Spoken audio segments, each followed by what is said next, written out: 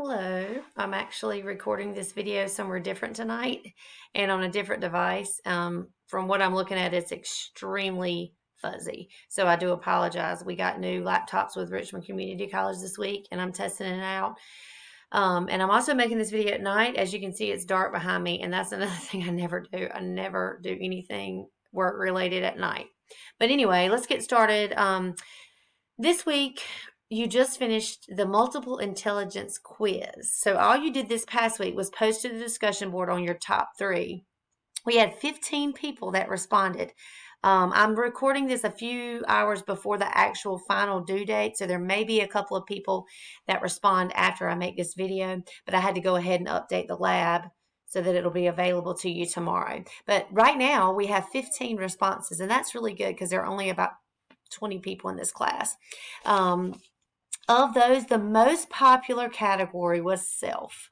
Now, that really surprised me because typically with younger people, and most of you are younger, a lot of people don't have a really strong desire to be alone at a young age. Typically, that comes a little bit later in life. So that surprised me. And another really good thing, you can see my tally sheet here. I don't know if you can see the names.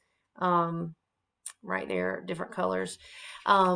We had someone, at least two people, in every single category.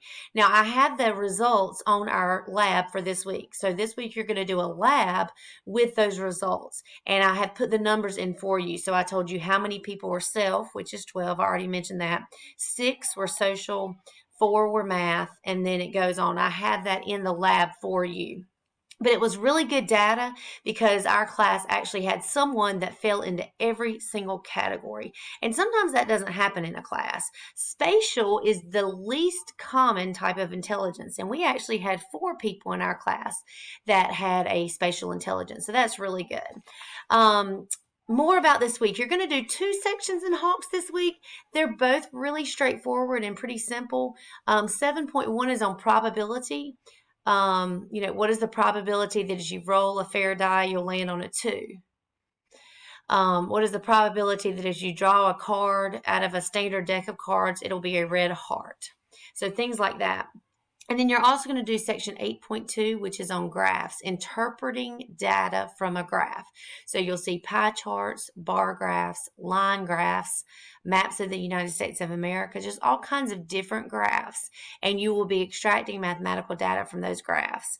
That's where the multiple intelligence lab comes in. On the multiple intelligence lab, you are going to create the graph that goes with that data. So you're going to create a bar graph and you're going to create a pie chart with the data from our class, which again, if you'll go and open up the lab, I've put the data in there for you. So the numbers are ready to go. One thing I do want to touch on right quick for the week is that proctored test that's coming up. It is going to open March 26th at 7 a.m. That's a Friday. And it's going to close Thursday, April 1st. That's April Fool's Day. So you don't want to be caught. And it'll close at 9 p.m. You actually have until midnight to get it finished, but the exam has a 2-hour window, and then we have to get started by 9 o'clock in order to assure that you're done by midnight. The exam, or the test, I should say, will be on Hawks, but it has to be proctored. This is a policy of all online courses with Richmond Community College. Basically, what that means is somebody's going to watch you to make sure that you, the person enrolled in this course, actually takes the exam for themselves and that you follow all the rules. And so we'll have 2 proctor tests. This will be our first proctor test. And then unless something changes, the final exam will also be proctored. But you have 3 proctoring options for Richmond Community College. Number 1 is a proctoring service online called ProctorU. And that would be someone that kind of from the World Wide Web. It's a company, and they kind of jump into your computer and watch you while you take the exam, monitor what you're doing. That's the online option. It's free if you follow the rules that I have listed. You have to get your appointment set up within a certain window of time, and you have to follow the rules in order for it to be free. But Richmond Community College does pay for that service.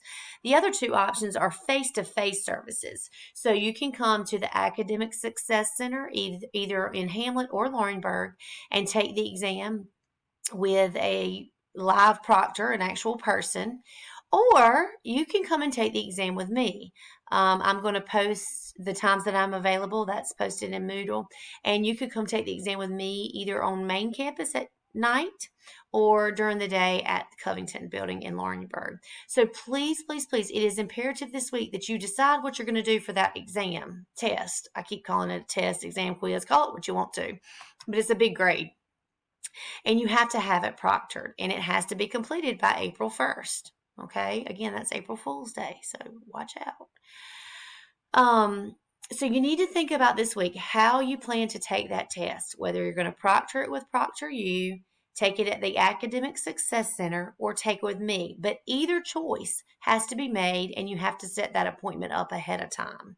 Okay, so you need to do that this week, and you need to email me and let me know what you've decided. That way I can follow up with you, I can keep tabs on you, and just make sure that you're not sort of waiting to the last minute or not forgetting about the exam, test, quiz, whatever you want to call it, because it's very important. This will be a large portion of your grade.